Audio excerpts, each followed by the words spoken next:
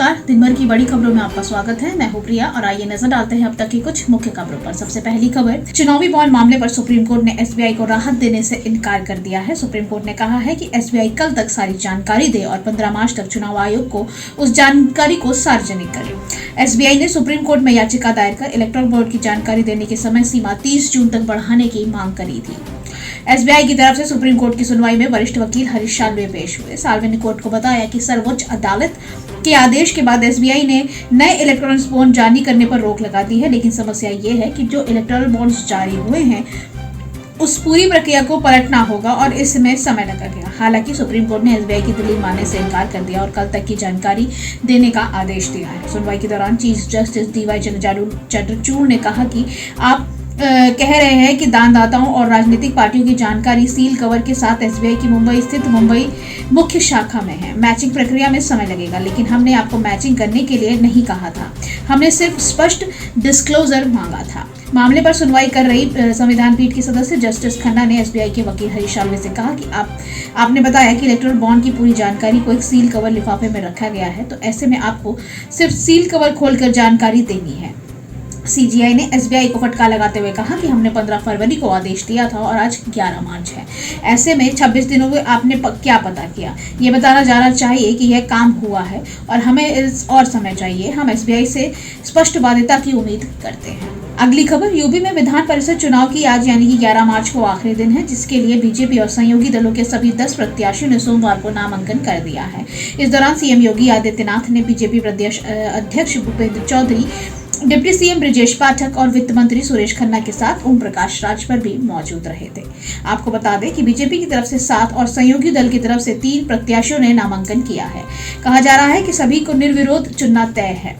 अब बता दें कि आज नामांकन का आखिरी दिन है। ऐसे में समाजवादी पार्टी के तीनों प्रत्याशी आज नामांकन किया है। बीजेपी की तरफ से मोहित बेनीवाल, डॉक्टर महेंद्र कुमार सिंह, अशोक कटियार, विजय बहादुर पाठक, धर्मेंद्र सिंह, संतोष सिंह और रामतीरथ सिंघल ने अपना नामांकन किया है, जबकि अपना दल एस से आशीष पटेल, बसपा से विच्छेलाल राजभर और रालोद से योगेंद्र चौधरी ने नामांकन किया है। हालांकि बीजेपी ने कोई अतिरिक्त उम्मीदवार नहीं उतारे हैं।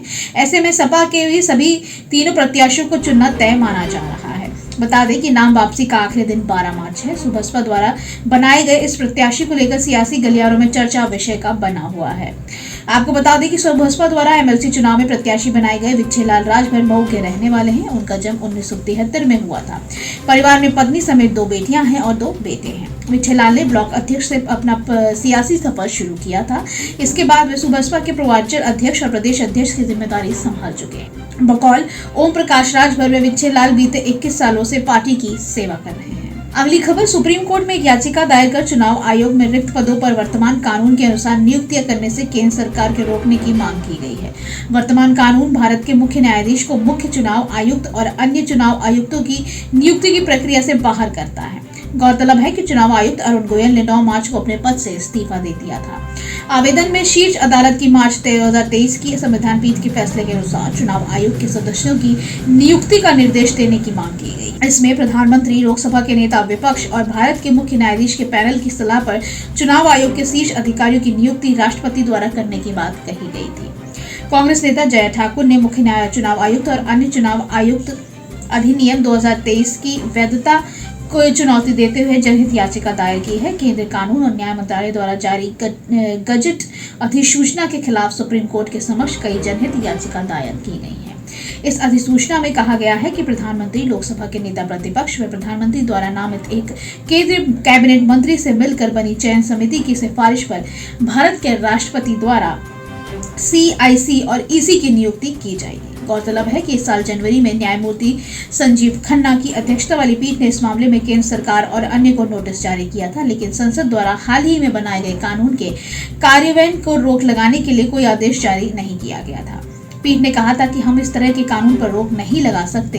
पीठ में न्यायमूर्ति दीपांकर दत्ता भी शामिल थे। अगली खबर, असम सरकार ने प्रदेश के सभी शैक्षिक संस्थानों में मैतेई लिपि पढ़ाए जाने का फैसला लिया है। मुख्यमंत्री हेमंत बिस्वा शर्मा की अध्यक्षता में हुई कैबिनेट बैठक में यह फैसला लिया गया है। बैठक में प्रदेश के सभी शैक्षिक संस्थानों में मैतेई या मणिपुरी माइक लिपि पढ़ाए जाने का फैसला लिया गया है। मुख्यमंत्री ने कहा कि इससे बच्चे मणिपुर के साहित्य को पढ़ने में रुचि लेंगे और इतना ही नहीं, निकट भविष्य में अगर वो चाहें तो इस क्षेत्र में उच्च शिक्षा भी ग्रहण कर सकते हैं। उन्होंने कहा कि इसमें असम के पढ़ने वाले विद्यार्थी मणिपुर से भी नौकरी के लिए आवेदन कर सकेंगे, जहां पर इस तरह की शिक्षा अनिवार्य है। इसके अलावा मंत्रिमंडल में प्रदेश के सभी मेडिकल कॉलेज में आर्थिक रूप से पिछड़े बच्चों के लिए 6% आरक्षण प्रदान किए जाने का फैसला भी किया गया है। इसके लिए आगामी दिनों में असम का चिकित्सीय नियम भी लागू कर दिया जाएगा। अगली खबर, लोकसभा चुनाव से पहले एनसीपी की अजीत पवार गुट को बड़ा झटका लगा है। एक रिपोर्ट के मुताबिक विधायक नीलेश लंके आज शरद पवार के गुट में शामिल होने जा रहे हैं।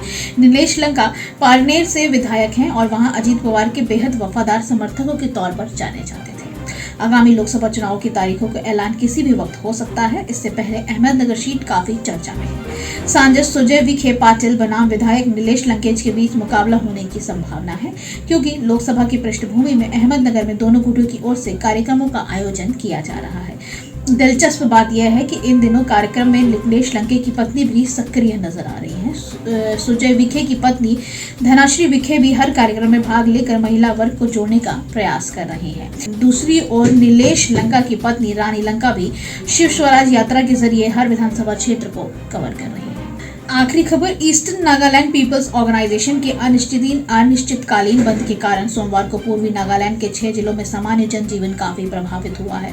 गौरतलब है कि अलग राज्य की मांग को लेकर ENPO के बंद का आह्वान किया गया है। बंद का आलम यह है कि दुकानें और कई व्यापारिक संस्थान पूरी तरह से बंद रहे। ज्यादातर वाहन सड़कों से नदारद रहे हैं। क्षेत्र में 7 नागा जनजातियों के शीर्ष निकाय ईस्टर्न नागालैंड पीपल्स ऑर्गेनाइजेशन ने अपनी मांग पर जोरदार देने के लिए बंद का आह्वान।